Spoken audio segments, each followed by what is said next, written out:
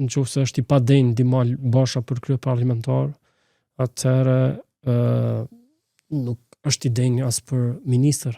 Bile përkundrazi afekti i punës së tij, veprimtarisë së tij si udhëheqësi një dikasteri, në këtë rast si ministër, është më i madh dhe më i rëndë në raport me menaxhimin edhe me qeverisjen e atij dikasteri se sa si një farë lloj spikeri në parlament.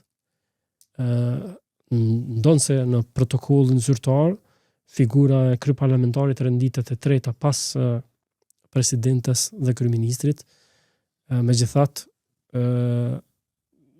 roli i tij është më pak i dëmshëm nëse është i keq një farë mënyre, i padenj për atë pozitë, se sa si ministër. Si ministër mund të ketë edhe mund të ndërmarr veprime që mund të kenë pasoja shumë të rënda. Në parlament megjithatë mund të menaxhohet disi.